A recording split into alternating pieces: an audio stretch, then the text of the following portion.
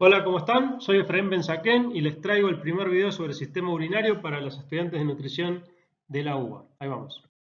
Bueno, el sistema urinario se compone por los dos riñones, los dos uréteres, la vejiga y la uretra. Los riñones son los encargados de producir la orina, de regular el líquido corporal extracelular y las concentraciones de electrolitos, es decir, la osmolaridad y la cantidad, obviamente, de líquido. Además, cumple muchísimas funciones, elimina desechos, tiene funciones metabólicas, tiene funciones endocrinas, ya las vamos a ir viendo todas en el video. Por otra parte, en otro video vamos a hablar de los uréteres, la vejiga y la uretra, que son las estructuras encargadas del transporte, acumulación y expulsión o excreción de la orina durante la micción en el momento adecuado. Continuamos. Bueno, ¿cuáles son las principales funciones del riñón? Así como una pequeña introducción. Lo primero que hay que saber es que el riñón elimina una cantidad de líquido del cuerpo con ciertos desechos y recupera todas las cosas que son importantes, es decir, la glucosa, los aminoácidos, todas aquellas moléculas que son importantes para el organismo y que se puedan filtrar, proteínas pequeñas, etcétera, el riñón las recapta y las devuelve a la sangre, mientras que a las moléculas que es necesario excretar las mantiene dentro de la orina, dentro de lo posible, y obviamente así se elimina. Además, el riñón participa de todo lo que es la composición y el equilibrio hidroelectrolítico del líquido corporal, principalmente del líquido extracelular, porque obviamente los componentes intracelulares los regula cada célula en particular, pero obviamente hay un equilibrio entre el líquido intra y extracelular y toda la composición extracelular depende en gran medida de las funciones del riñón. También la concentración de protones, con lo cual tiene un rol en la regulación del equilibrio ácido-base. El riñón puede secretar o reabsorber protones y o bicarbonato. También tiene importantes funciones endocrinas que las vamos a ver con detalle. Recuerden que ya hemos visto en el video anterior cómo regula la liberación de aldosterona, activando el sistema renina-angiotensina-aldosterona. Y por otra parte interviene en diversos procesos metabólicos como la liberación de glucosa en caso de que sea necesario, el catabolismo de proteínas y, muy importante, el metabolismo y eliminación de varios medicamentos. Continuamos. Bueno, los riñones miden apenas 12 centímetros por 3 por 6, 12 de alto, 6 en el sentido lateral y 3 en el sentido antero-posterior. Es fácil acordarse, 12 por 3 por 6 o por 6 por 3, pero con este pequeño tamaño son capaces de recibir hasta el 25% de la sangre que emite el corazón, obviamente, es decir, del volumen minuto cardíaco, el 25% va a los riñones. Son órganos retroperitoneales, esto quiere decir que están por detrás de la cara parietal del peritoneo y están rodeados por una estructura de tejido conectivo que la fija al resto de las estructuras retroperitoneales y que además incluye una gran cantidad de tejido adiposo que es una estructura, una cobertura que protege al riñón contra los traumatismos. Además, esta cápsula de tejido conectivo es doble. Por un lado, una cápsula externa, que es una cápsula normal, que la une a las otras estructuras, que es con mucho colágeno y algunos fibroblastos. Y por otro lado, una cápsula interna, que está interna incluso al tejido adiposo, que está en contacto directamente con la corteza renal, y que tiene unos miofibroblastos muy particulares que luego ingresan al órgano y se continúan con células del estroma interno del órgano. Por donde ingresan estas células, esta estructura se llama hilio, y el hilio, además de estar, digamos, de incorporar esta estructura interna de tejido conectivo, por ese lugar ingresan las arterias que van a irrigar el órgano, ingresan los nervios que van a inervar el órgano y por ahí salen las venas y también sale lo que se llama la pelvis renal, que es la estructura que luego va a formar el uréter y toda la estructura de excreción. Continuamos. Bueno, desde el punto de vista estructural, el riñón se divide en dos áreas bien diferenciadas. Una es la corteza, que en fresco es bien roja porque recibe casi el 90% de la sangre que llega al riñón, y en los cortes histológicos, como vemos acá ya a bajo aumento, se pueden observar estas estructuras redondeadas que son los corpúsculos renales. La característica de la corteza es que alberga los corpúsculos renales. Por otro lado tenemos la médula, que está compuesta de tubos, en su mayoría más rectos, ya sea túbulos pertenecientes a lo que es la nefrona, que ya lo vamos a ver, o túbulos colectores, y vasos sanguíneos paralelos a ellos. La médula se divide en tres zonas. Tiene una zona externa, que está señalada en la imagen con la letra ME, que es esta flecha, y esta zona externa se divide en dos franjas, una franja externa y una franja interna. Por otra parte, tiene otro sector donde las luces de los túbulos son mucho más visibles, que va hacia lo que se llaman las papilas renales, que se llaman médula interna. Continuamos. Bueno, ¿cómo es la corteza renal? La corteza, como les decía, está compuesta por los corpúsculos y algunos de los túbulos que rodean a estos corpúsculos, y las zonas que van rodeando estos corpúsculos se llaman laberintos renales. Principalmente encontramos túbulos contorneados, tanto proximales como distales, y los principios de los túbulos rectos proximales y los finales, obviamente, de los túbulos rectos distales. No se enreden con esto porque ya lo vamos a ver, pero básicamente un resumen es que está compuesta por los glomérulos y los laberintos tubulares de túbulos proximales y distales. Por otra parte, en la corteza hay sectores que se llaman rayos medulares, que serían como proyecciones de la médula que ingresan a la corteza, que están formados por túbulos rectos, como se ve perfectamente acá con la letra R, donde justo se han encontrado en un corte mayormente longitudinal. Ustedes pueden observar la cantidad de túbulos rectos, mientras que la mayoría de estos túbulos que rodean los glomérulos, en su gran mayoría son túbulos contorneados. Estos túbulos rectos pueden pertenecer al final de la nefrona o a túbulos colectores. Por eso decimos que los rayos son rayos medulares que se proyectan al interior de la corteza.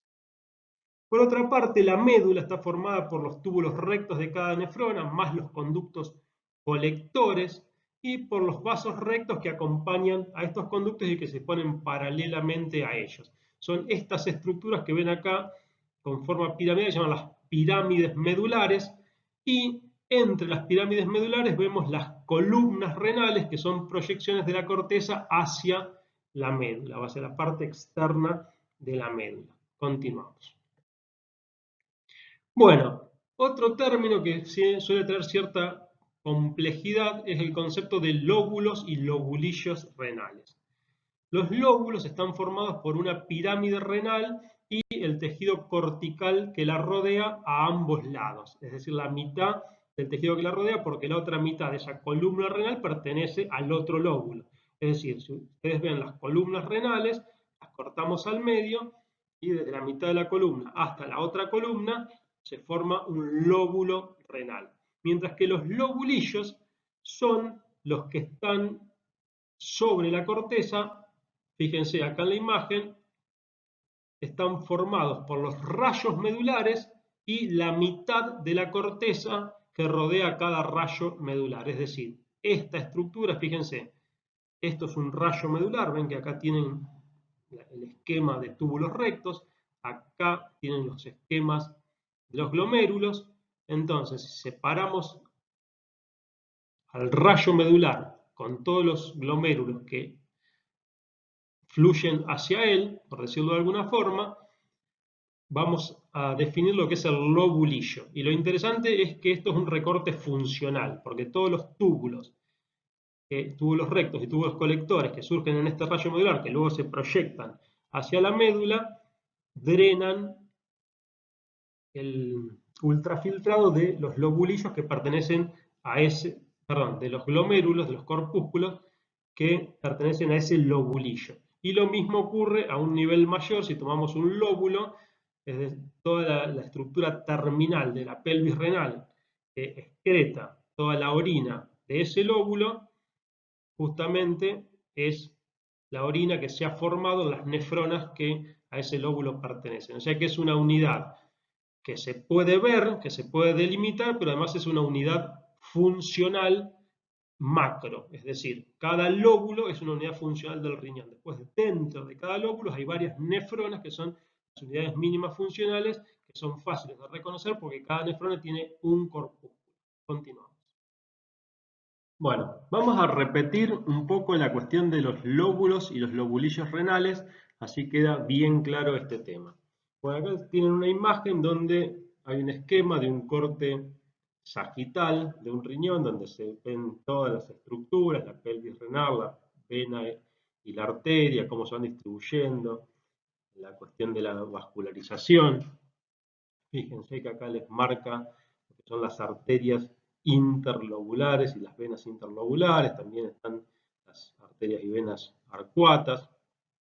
Bueno, esto lo pueden ver con detalle, pueden ponerle pausa al video y pueden ver con detalle todas las estructuras del riñón. Y acá lo que tienen es un lóbulo renal ampliado, un esquema de un lóbulo ampliado donde también se distingue la corteza de la médula, se le pone el nombre a todos los vasos y se ve toda la estructura de dos nefronas, una nefrona intermedia con el asa de Henle relativamente corta y luego una nefrona yuxtamedular con el asa de Henle bien larga, que llega casi hasta la papila, con todos sus correspondientes túbulos. Entonces, si tomamos las dos nefronas, ¿qué vamos a ver? Vamos a ver que todas estas nefronas, que tienen sus asas de Henle de este sector del túbulo colector, drenan en un túbulo colector central. Y lo mismo pasa con las que están a la derecha. Bueno, esto es algo esquemático. Ustedes imagínense que un riñón tiene 2 millones de nefronas, entonces esto es mucho más complejo. Pero esto es un dibujo bien esquemático para que ustedes puedan comprender a qué llamamos lóbulo y a qué llamamos lobulillos. En un lóbulo va a haber un montón de túbulos colectores, mientras que llamamos lobulillo a la estructura que se parte tomando de un rayo medular, es decir, la proyección de algunos túbulos colectores y varios túbulos rectos sobre la corteza va a formar una parte de la corteza que es más parecida a la médula, que es todo esto que ustedes ven acá. Todas estas proyecciones, fíjense que bien que se ve acá, acá, acá. ¿Ven cómo está este esquema en particular que está rodeado por los vasos? Bueno, eso es justamente lo que está representado acá. Acá tienen un vaso, en este caso arterial, acá obviamente también iría la vena, acá tienen otro vaso y en el centro tienen lo que sería el rayo medular, dibujado esquemáticamente con este túbulo colector. Obviamente esto habría que multiplicarlo por muchos tubos. Entonces vamos a dibujar. Bueno, fíjense. Ustedes saben que en la vida fetal los lóbulos de los riñones se ven superficialmente, macroscópicamente. Después, en la vida adulta hay como un crecimiento de la corteza que termina dando una superficie lisa al riñón. Pero si uno quisiera dibujar acá un lóbulo, podríamos partir de acá, fíjense, toda la corteza que rodea a una pirámide renal es, o sea, esa corteza más la pirámide constituye un lóbulo renal. Obviamente, las columnas renales se dividen a la mitad y media columna pertenece a un lóbulo y la otra media columna al lóbulo adyacente. Acá sería así. Este es un lóbulo y este sería el otro lóbulo. Y así podemos seguir sucesivamente marcando todos los lóbulos. Bueno, la cosa es que este lóbulo está dibujado acá en este esquema, fíjense. Una flechita. Bueno, entonces, ustedes ven, por ejemplo, esta nefrona tiene todos sus túbulos. Este es el contorneado proximal, este es el contorneado distal, ahí forma el aparato yuxtacomular y drena en este conducto. Y las nefronas adyacentes, esta nefrona larga, va a también tener todos sus túbulos y va a drenar acá, termina acá. Bueno, todas estas nefronas que están de este lado drenan a este túbulo. Y todas estas nefronas de este lado drenan a este túbulo. Entonces esto que le estoy dibujando acá es lo que constituye la estructura que llamamos lobulillo. Que tiene un rayo medular en el centro y los glomérulos y laberintos corticales adyacentes a ese rayo medular que drenan en esos túbulos centrales. Y eso es lo que constituye un lobulillo renal, es decir, un rayo medular rodeado de toda la corteza que drena hacia los túbulos que están en ese rayo medular. Bueno, creo que se entendió bastante bien, así que continuamos. Bueno, y acá están justamente las nefronas. La nefrona es la unidad mínima funcional y estructural del riñón. Comienza en un corpúsculo. El corpúsculo tiene una cápsula que se llama cápsula de Bowman, que es un epitelio plano simple rodeado por un poquito de tejido conectivo.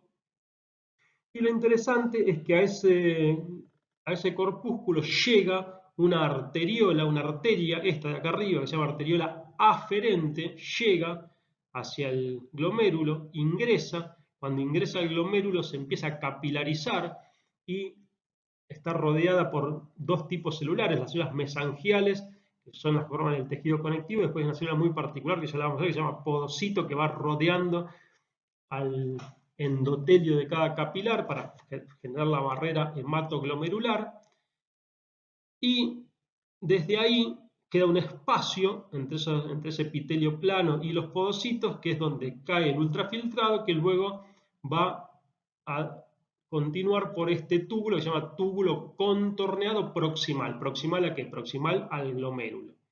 La arteriola que entraba como arteriola aferente luego se vuelve a unificar y sale como arteriolas eferentes. Acá está mal el nombre, es arteriola eferente, y la arteriola eferente se vuelve a ramificar para rodear los túbulos de la nefrona en un mecanismo que después ya lo vamos a ver, que se llama de contracorriente. Es decir, acá la sangre va bajando y acá el fluido tubular que va a formar la orina va subiendo, pero no nos vayamos por las ramas. Vamos a repasar las partes de la nefrona.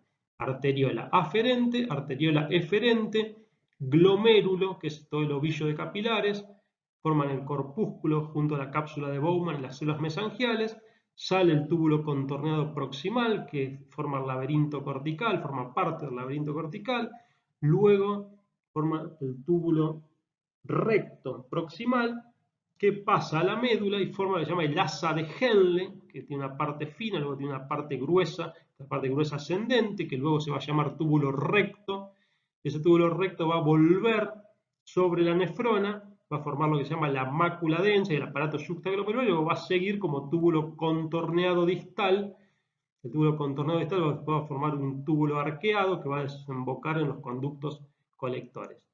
Hasta acá, hasta donde llega a lo que se llama conducto colector, es la nefrona, es decir, desde el corpúsculo que estaba formado por las arteriolas, los capilares, la cápsula de Bowman, y después todos los túbulos, hasta que llega el túbulo colector, es una nefrona. Y hay distintos tipos de nefrona que lo vamos a ver en la siguiente diapositiva. Fíjense, tenemos tres tipos básicamente. Tenemos a las corticales, que son las que están bien sobre la corteza renal, sobre la parte bien externa del riñón. Y lo interesante es que estas nefronas tienen asas cortas que apenas llegan a la médula. Es decir, el asa de Henle, que es esta estructura que se hace finita y con los túbulos rectos, es bastante cortita. Llega a la parte externa de la médula. Mientras que las nefronas cuyo corpúsculo está bien cercano a la médula, y por eso se llaman yuxtamedulares, es decir, cerca de la médula, tienen asas largas. Esas asas largas llegan prácticamente hasta la pelvis renal, pero claramente hasta la zona interna de la corteza, y son muy importantes para producir lo que se llama el mecanismo de multiplicación por contracorriente, que lo vamos a ver en la última diapositiva. Entre esta nefrona cortical y esta nefrona yuxtamedular hay nefronas intermedias, que justamente se llaman intermedias o mediocorticales, también las pueden encontrar con ese nombre, y su estructura es justamente intermedia entre ambos tipos. Continuamos. Bueno, ¿cómo son los túbulos? Esto ya se los dije, pero vamos a repasar y vamos a conceptualizar. Entonces, tenemos el corpúsculo, después del corpúsculo nace un tubo que es contorneado, fíjense cómo va girando, y es proximal porque está cerquita de la nefrona. Entonces, lo primero que tenemos es el túbulo contorneado proximal. Luego ese túbulo se encamina hacia la médula y se empieza a llamar túbulo recto proximal. El túbulo recto proximal luego se convierte en la rama delgada descendente del asa de Henle. luego está el asa propiamente dicho, la zona de la curvatura, y se continúa desde ahí con lo que es el asa ascendente, que primero tiene una rama delgada y luego una rama gruesa. Esa rama gruesa, al llegar a la corteza, sigue siendo recta y se llama túbulo recto distal, hasta que entra en contacto con el glomérulo, con el aparato yuxtaglomerular, y posterior a ese contacto se vuelve nuevamente tortuoso y se llama túbulo contorneado distal, que luego forma el túbulo arqueado, el túbulo colector, y luego ya directamente por confluencia de varios se forma el conducto colector. Muy bien, espero que esto haya quedado claro. Continuamos. Bueno, túbulos y conductos colectores comienzan a nivel de la corteza con los túbulos colectores arqueados que ya les mencioné, o también se los puede describir como túbulos colectores de conexión, y por confluencia de varios de estos túbulos se forman los conductos colectores corticales, es decir, todos los túbulos colectores arqueados o de conexión desembocan en conductos colectores corticales, o por la confluencia de los túbulos colectores se forman los conductos colectores. Al ingresar a la médula, el nombre cambia, ya se llaman directamente conductos colectores medulares y van hacia los vértices de las pirámides donde se forma lo que llaman la papila. Cuando van aumentando de tamaño, aumenta la altura de las células, estos conductos ya tienen un nombre propio que se llaman conductos de Bellini o conductos papilares. Y estos conductos papilares finales ya se abren a lo que se llama la pelvis renal a través de unas papilas que tienen un nombre particular, se llama área cribosa. Cribosa quiere decir que tiene muchos agujeros. ¿Cuáles son los agujeros? Bueno, son todas las terminaciones de los túbulos. Es decir, que terminan como en un saco muerto donde luego va a nacer todo lo que es el sistema excretor propiamente dicho, de lo que es los cálices menores, los cálices mayores, la pelvis renal y los uréteres. Continuamos. Bueno, vamos a centrarnos un poquito en lo que son los corpúsculos. Vamos a repasar un poquito esto de los corpúsculos. Les había dicho que entra una arteriola aferente, se ramifica. Cuando se ramifica es rodeada por un montón de células que emiten estas finas prolongaciones que se llaman pedicelos. Todo este nombre tiene que ver con que tienen piecitos, por eso las células se llaman podocitos. Pedicelos quiere decir pequeños pies, son estas células que ven acá en celeste. Lo interesante es que estas células se van entreverando entre sí. Es decir, ustedes ven acá como un cierre en cremallera, eso ocurre porque pedicelos de un podocito se interdigitan con pedicelos de otro podocito, como se puede ver perfectamente acá en la imagen. Bueno, entre los podocitos y las células que se continúan con ellos a nivel del comienzo del glomérulo y que forman lo que se llama la cápsula de Bowman, hay una continuidad. Después esas células, cuando llegan a la porción donde nace el túbulo contorneado, también se transforman en otro tipo celular más alto, que son las células propias de los túbulos contorneados. Entonces la sangre llega por la arteriola aferente a través de todos estos capilares, que por acá gira a gran velocidad la sangre por una cuestión de inercia y por una cuestión de permeabilidad selectiva. Todo lo que es menor a 70 kilodalton sale hacia la cápsula de Bowman, se llama ultrafiltrado, ahí sale líquido, sale plasma, sale glucosa, salen aminoácidos, o sea, todas las moléculas pequeñas que están sueltas en el plasma pasan junto con el agua y por supuesto los electrolitos a formar este ultrafiltrado que luego va a formar la orina. Ojo, esto no es orina, es ultrafiltrado de plasma. El resto de la sangre que no se ultrafiltró, es decir, todo lo que permaneció dentro de los capilares, sale por la arteriola eferente y va a formar los vasos paralelos a las asas de Henle en la médula y por un mecanismo que se llama de contracorriente, es decir, que la sangre va bajando por donde la orina va subiendo, es decir, por la parte distal de la asa de Henle y por el túbulo recto distal. Lo que vemos acá es el regreso justamente del túbulo recto de esta misma nefrona que entra en contacto con el glomérulo para formar lo que se llama el aparato yuxtaglomerular. Esto lo vamos a ver con detalle más adelante, pero es interesante que ustedes reconozcan esta estructura que está acá con las letras M, que se llama mácula densa. ¿Por qué? Porque hay un montón de células cuyos núcleos están bien apretaditos y tiene funciones específicas en la regulación del sistema renina-angiotensina-aldosterona y en el testeo de la composición del ultrafiltrado que viene acá por los túbulos distales, y le va a dar diversas órdenes por mecanismos endocrinos y parácrinos a las arteriolas y a las células mesangiales para regular la función del glomérulo, es decir, aumentar o disminuir el filtrado, básicamente. Bueno, el resto de lo que vemos obviamente son túbulos. Este túbulo es claramente un túbulo contorneado proximal porque tiene esta ribeta en cepillo, bien visible, esto lo vamos a ver. Y este que está acá seguramente es un túbulo distal porque, como pueden ver, su luz es mucho más amplia y mucho más clara. Siempre va a ser un túbulo distal el que forme la mácula densa, así que ahí lo pueden usar para comparar. Continuamos. Bueno, siguiendo un poco con el detalle de los corpúsculos, se los hice repetitivo porque es un tema delicado. Vamos a decir qué es lo que constituye el sistema de filtración, es decir, el contacto íntimo por donde se filtran los productos sanguíneos hacia lo que va a ser la orina, es justamente cada glomérulo.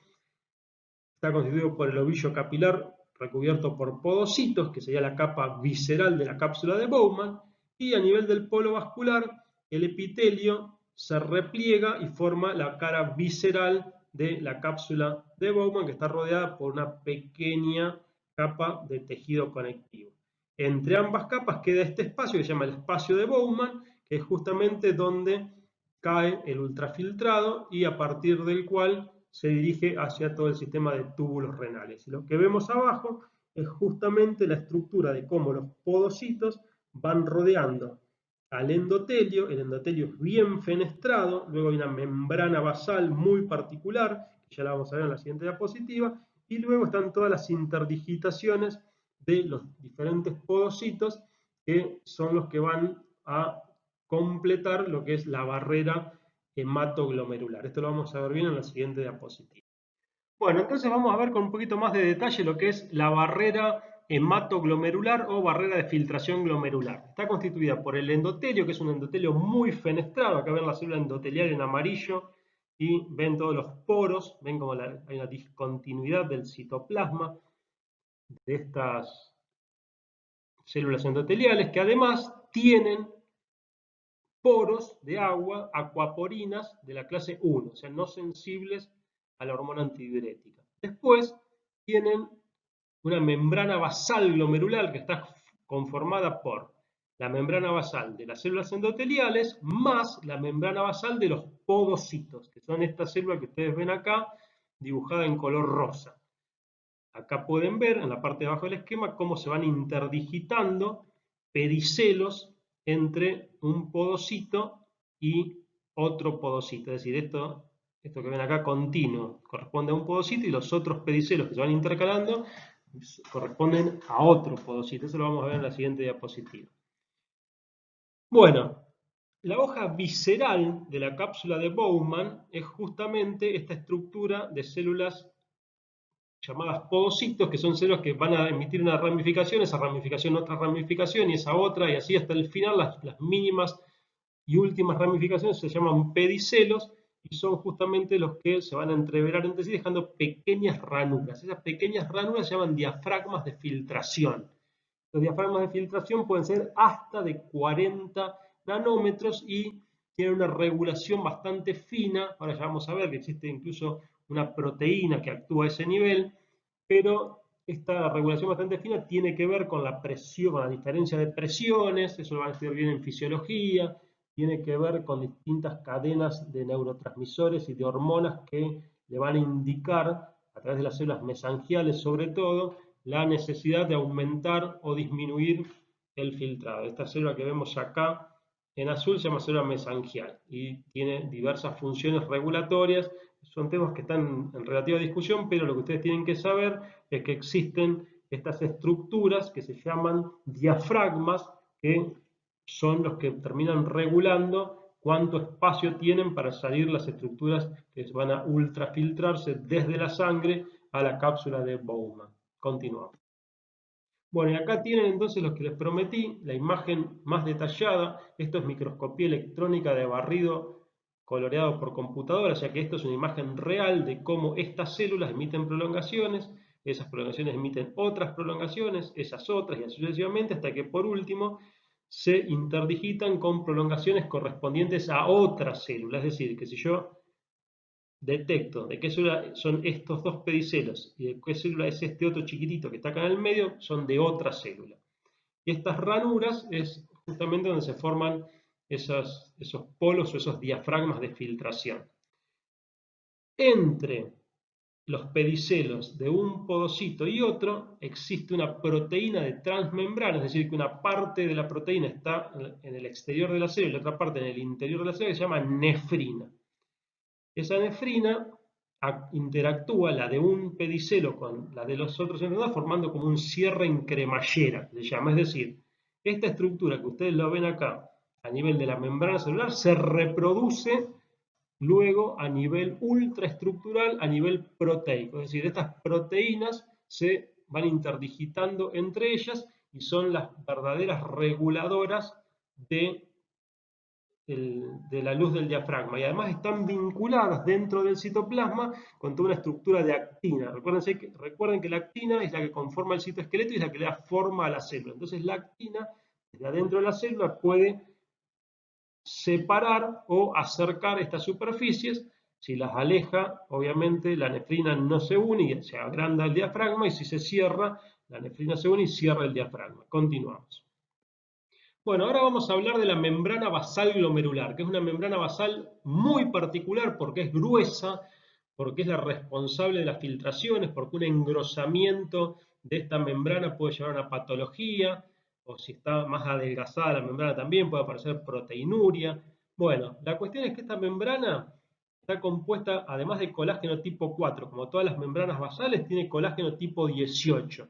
Y además tiene diferentes glucoproteínas como la minina y fibronectina, proteoglucanos y principalmente glucosaminoglicanos. Especialmente tiene mucho heparansulfato. Ese heparansulfato genera cargas negativas sobre la membrana que dificultan el pasaje de muchas proteínas solubles en plasma, porque las proteínas estas también tienen cargas negativas, entonces la membrana basal las repele y no se filtra. Así se disminuye el ultrafiltrado de proteínas y se le ahorra trabajo al riñón, porque ustedes saben que todas las proteínas se deben reabsorber, o sea, por la orina no se deben perder proteínas porque las proteínas son necesarias para el organismo. Si vamos al detalle microscópico, vamos a distinguir tres caras: una lámina rara externa, que es lo que ustedes ven acá en blanco, en contacto con los podocitos, es muy rica en heparansulfato; una lámina rara interna, que es la parte blanca en contacto con las células endoteliales. Fíjense que bien que se ven acá las fenestraciones, los poros de las células endoteliales que están marcados con la letra F, con la letra D se marca el diafragma entre los pedicelos. Acá incluso hasta se ve los pelitos de la proteína que les comentaba en la diapositiva anterior. Y bueno, estas son las tres caras de la membrana basal glomerular. Acá dice membrana basal glomerular, pero les faltó en esta parte central decir lámina densa central. Esta lámina densa central es una estructura que tiene mayormente colágeno, mientras que las láminas raras que están sobre el polo vascular, sobre el polo de la cápsula de Bowman, tienen mayor componente de glucoproteínas, proteoglucanos y principalmente glucosaminoglicanos, tanto la cara capilar como la cara de la cápsula de Bowman. Además, toda la estructura de la membrana plasmática de las células capilares es rica en estos glucosaminoglicanos con cargas negativas.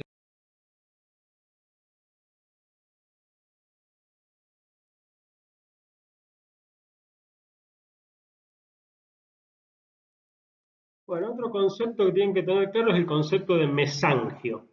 Mesangio son células de origen mesenquimático que están en el medio justamente de toda la estructura del corpúsculo e incluso se pueden extender más allá del corpúsculo. Estas células son muy notables en el polo vascular, que es el lugar del corpúsculo por donde ingresa la arteria aferente y por donde sale la arteria eferente que van a formar el glomérulo, y a ese nivel entran en contacto con la mácula densa que viene desde el túbulo distal y forman parte del aparato yuxtaglomerular, donde también hay otras células específicas que ya vamos a ver que se llaman yuxtaglomerulares. Lo interesante es que estas células mesangiales, como pueden ver perfectamente acá en la imagen, son más eosinófilas, son todas estas células que ustedes ven acá, acá, acá, están rodeando los capilares, están cubiertas por la misma membrana basal en las zonas donde no hay tanta filtración y están en contacto también con los podocitos. Estas células antes se creía que eran las principales reguladoras del flujo glomerular, pero después se vio que no, pero tienen cierta influencia sobre la capacidad de filtración y además tendrían algunas funciones de fagocitosis y de mediación de la inflamación. Continuamos. Bueno, ahora vamos a hablar del aparato yuxtaglomerular. Yuxtaglomerular quiere decir que está al lado del glomérulo, comprende la mácula densa, que es del túbulo distal, justamente donde el túbulo se convierte en túbulo contorneado distal. Algunos autores dicen que es directamente el contorneado distal, pero no importa, lo que estamos todos seguros es que es una parte del túbulo distal donde aparecen estas células que ustedes ven acá, más oscuras, cuyos núcleos se van a ver en el microscopio óptico bien cercanos uno al otro, como en empalizada, y desde la capa muscular de la arteriola aparece un tipo celular que se diferencia, que cubre todo su citoplasma de gránulos. Esos gránulos tienen la hormona renina, son gránulos de secreción obviamente, entonces estas células cumplen una función endocrina, son las que ven acá en verde, están principalmente en la capa media de la arteriola aferente, pero pueden extenderse incluso hasta la arteriola eferente, y están rodeadas por todo este tipo de células que son justamente las células que les mencioné antes, que son las células mesangiales. Cuando el riñón capta que es baja la concentración de sodio, demasiado baja la concentración de sodio en el túbulo distal, por un mecanismo complejo se activa la secreción de renina. La renina convierte en sangre el angiotensinógeno en angiotensina 1. Esa angiotensina 1 ya tiene cierta actividad hormonal, pero en el endotelio, principalmente del pulmón, se convierte en angiotensina 2, que es mucho más activa. Esta renina es una proteasa, es decir, corta un pedazo del angiotensinógeno y lo convierte en angiotensina 1. Después, en el pulmón principalmente, se convierte en angiotensina 2, y esa angiotensina 2 es un potente vasoconstrictor, pero además estimula la secreción de aldosterona. La aldosterona, que ya la estudiamos en el video anterior, hace que en los túbulos distales y en el túbulo colector aumente la reabsorción de sodio. Y esto obviamente equilibra las cosas y ahí cesa la secreción de renina. Esto siempre tiende al equilibrio. Continuamos. Bueno, ahora vamos a centrarnos un poco en los túbulos. El primer túbulo que vamos a estudiar es el túbulo contorneado proximal, que es el más importante desde el punto de vista de las reabsorciones. Es decir, de todo lo que se filtra, el 65% se reabsorbe en el túbulo contorneado proximal. Toda la glucosa, todas las proteínas, todos los aminoácidos, salvo que haya un exceso y luego otras partes del riñón tengan que trabajar el túbulo recto distal, por ejemplo, tiene una función parecida al túbulo contorneado proximal, pero tiene mucho menos trabajo, salvo una situación patológica o de excepción. De los 180 litros que filtra un riñón por día, unos 120 litros se reabsorben en lo que es el túbulo contorneado proximal. Sus células, para tener esa gran capacidad de absorción, tienen unas microvellosidades muy altas y muy pegadas entre sí, que son esta estructura que ustedes pueden ver perfectamente acá en esta foto de microscopía electrónica, que se llama ribete en cepillo y que ya la estudiamos para el primer parcial. Por su parte, las membranas vasolaterales, a ver, un tema importante que hay que decir es que estas células tienen uniones estrechas, que las uniones estrechas limitan claramente lo que es la membrana apical de la membrana vasolateral, y la membrana vasolateral tiene sus especializaciones, tiene interdigitaciones con las células vecinas, donde hay otros complejos de unión, y luego hay interdigitaciones a nivel de la membrana basal, y entre esas interdigitaciones se colocan mitocondrias que son bastante grandes y le dan un aspecto estriado a la base de estas células. Estas son células de forma rara. Algunos autores dicen que son cúbicas, otros dicen que son cilíndricas bajas, pero todos coinciden que tienen formas raras por la gran cantidad de interdigitaciones que hay con las células vecinas y todos los complejos de unión. Es interesante que estas células tienen una gran actividad de sodio-potasio ATPasa, que es lo que permite la reabsorción de sodio, y tiene una gran actividad de absorción de agua a través de esta molécula de aquaporina 1, que tampoco es sensible a la hormona antidiurética. Por eso se reabsorbe a este nivel, además de toda la glucosa, además de todos los aminoácidos y proteínas, se reabsorbe una gran cantidad de agua y de sodio, y justamente el sodio es el que genera la fuerza para la gran mayoría de los procesos de absorción, a excepción de la endocitosis, y esta sodio-potasio ATPasa, como su nombre lo indica, ATPasa consume ATP y es lo que genera el gradiente para la absorción también de agua. Continuamos. Bueno, por su parte, el túbulo recto proximal comparte todas las características del túbulo contorneado proximal, es más corto, pero todas estas características están mucho menos desarrolladas. El ribete en cepillo es mucho más bajo, tienen menos mitocondrias y se distribuyen casi normalmente como el resto de las células. Además, las mitocondrias son de tamaño normal, tienen menos lisosomas, que me olvidé de comentarles en la diapositiva anterior, que obviamente como estas células absorben proteínas, las tienen que digerir, tienen muchos lisosomas, y tienen muchas vesículas endocíticas, porque muchas de esas proteínas se absorben por endocitosis. Las del túbulo recto proximal son iguales a las del túbulo contorneado proximal, pero con menos trabajo, con características menos definidas. Lo que ven en la foto es una tinción donde se ven túbulos contorneados principalmente y se ven con la tinción de Paz. La estructura del ribete en cepillo es muy Paz positiva por todas las glucoproteínas que están sobre la membrana y que tienen que ver con aumentar la posibilidad de captación de las moléculas que luego van a ser endocitadas o incorporadas de alguna forma. Si quisiéramos distinguir entre una célula del túbulo recto y una célula del túbulo contorneado, lo que vamos a buscar es que las células sean más bajas, que el ribete en cepillo sea más bajo. Pero sí se va a distinguir bien esta célula de acá, que ya estamos hablando de un túbulo distal, donde ustedes pueden ver que la célula es mucho más baja, que no tiene ribete en cepillo. Esto sí se diferencia claramente. Estas son las células del túbulo proximal, que tienen el ribete en cepillo muy Paz positivo y muy coloreado. Continuamos. Bueno, ahora vamos a ver rápidamente el asa de Henle. El asa delgada de Henle tiene 4 tipos celulares. Fíjense que el asa delgada es mucho más larga en las nefronas juxtamedulares, son las nefronas largas. La cosa es que según el tipo de asa vamos a encontrar en las asas cortas este tipo de célula tipo 1, que son células con ciertas interdigitaciones, con algunos gránulos y sin demasiadas particularidades, bastante planas. Pero en las nefronas largas vamos a encontrar en la primera porción descendente células de tipo 2, que son células con bastante actividad de absorción, con mitocondrias grandes y bastante interdigitadas entre ellas.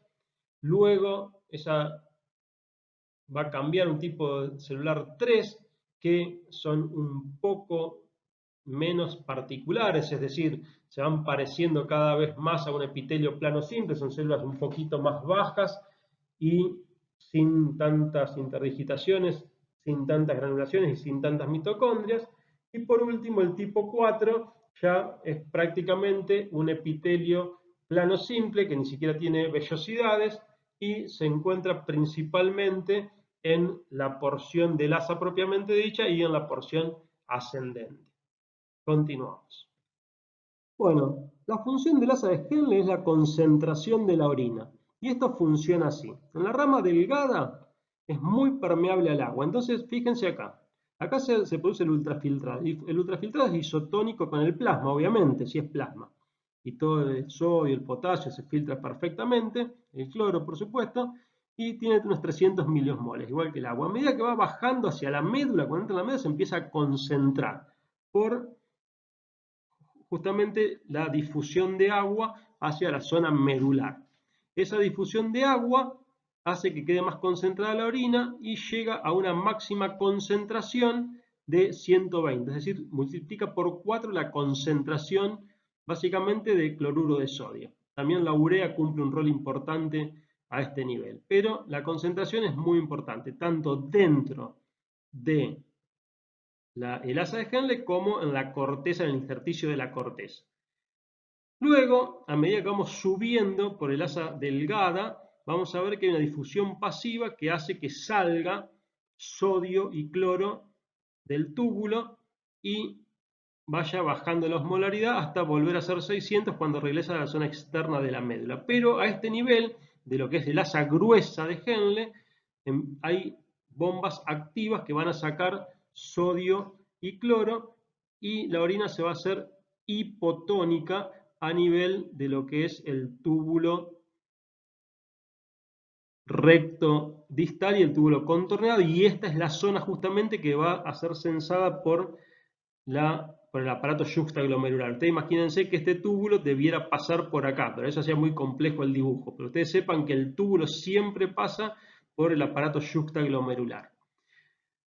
Luego, en los túbulos colectores podemos ver también que puede haber reabsorción de agua y de urea y se vuelve a ser hipertónico, que es finalmente como se excreta la orina, y a este nivel también se va a regular el pH, es decir, cuántos protones se van a excretar, cuántos se van a reabsorber y cuánto bicarbonato. La orina, ustedes sepan que es bastante ácida porque ese es un mecanismo para evitar las infecciones. Es decir, como la uretra está conectada con el exterior, sobre todo la uretra femenina que es corta, y la orina se acumula mucho tiempo en la vejiga, esa orina tiene que ser ácida para evitar la proliferación de bacterias. Bueno, sin irnos por las ramas, acá tienen el esquema con la flechita roja, transporte activo de cloruro de sodio, con la flechita azul, digamos, difusión pasiva de cloruro de sodio, con la flechita verde, difusión de urea, y con la flechita negra, difusión de agua y de iones de sodio que acompañan el agua. Toda esta última zona que vemos acá es sensible a la hormona antidiurética, que abre canales de agua y obviamente como la médula es muy hipertónica, si acá se abren canales de agua, el agua va a salir obviamente, y eso va a aumentar más la concentración de la orina porque lo que quiere hacer la hormona antidiurética es ahorrar agua justamente. Bueno, esto lo vamos a ver, lo vamos a repasar en la última diapo, que es el mecanismo de contracorriente. Continuamos.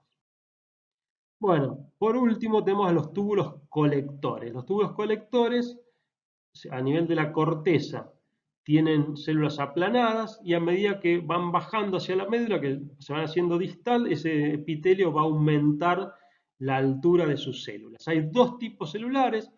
Las células principales se llaman células claras, son células que tienen microvellosidades cortas y además tienen este cilio o estereocilio, que es único, que sale del centro de la célula y que se proyecta hacia la luz y que tiene que ver con testear el contenido de este filtrado, de este líquido intratubular. Además, estas células poseen los famosos canales de aquaporina 2 que son sensibles a la hormona antidiurética, es decir, tienen vesículas llenas de estos canales. Cuando llega la hormona antidiurética, esas vesículas se expresan en la membrana y el agua entonces puede salir de estos túbulos. Por otro lado, tienen otras células oscuras que se llaman intercalares, que están en mucho menor número, y estas células son muy ricas en mitocondria y tienen que ver con la regulación del pH, es decir, tienen la capacidad de excretar protones o bicarbonato, y por eso se dividen en dos tipos. Las células alfa excretan protones, las células beta excretan bicarbonato. Continuamos. Bueno, también les tengo que comentar que existen unas células que se llaman células intersticiales. Estas células intersticiales hay de dos tipos, unas que se parecen a miofibroblastos, que se continúan con aquellas de la cápsula interna y que tendrían un rol en la compactación de todo lo que son los túbulos excretores.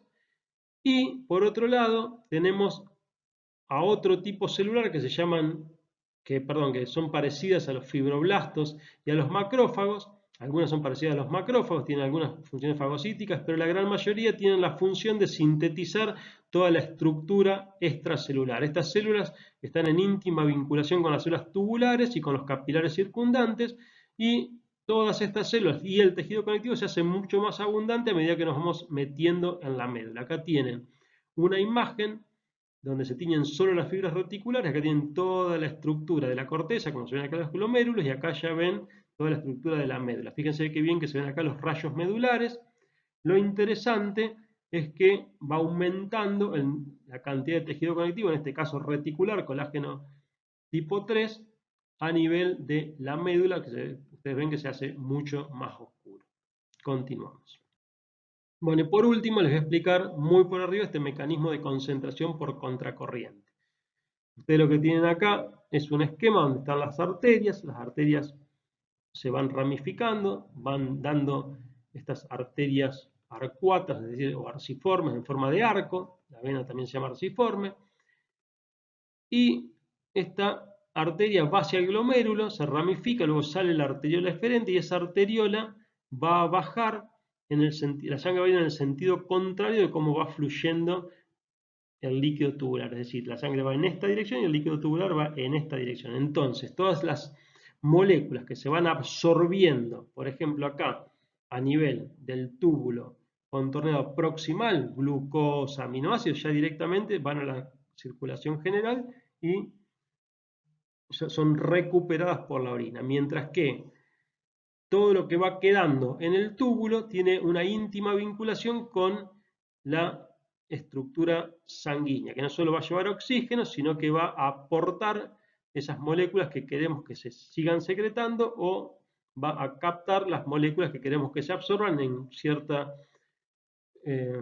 caso, la principal molécula que se va a absorber a este nivel es agua cuando tenemos mucha hormona antidiurética, que eso va a hacer obviamente que se diluya el nivel de concentración del intersticio de la médula. Pero justamente el flujo sanguíneo, que ustedes imagínense que solo el 10% de todo el flujo sanguíneo del riñón, lo que va a hacer es ir lavando lo que esté pasando en el intersticio en función de lo que hagan las células del asa de Henle y de los túbulos colectores. Si se reabsorbe agua, este mecanismo de contracorriente va a llevar el agua hacia la circulación general. Si se reabsorbe sodio, va a llevar el sodio hacia la circulación general. Ese es el mecanismo. Se llama de contracorriente porque, como se ve perfectamente acá en el esquema, este es un vaso venoso, entonces la sangre va así, y este es un vaso arterial, entonces la sangre va en esta dirección, y este es un vaso venoso, con lo cual la sangre va en esta dirección, mientras que este es el túbulo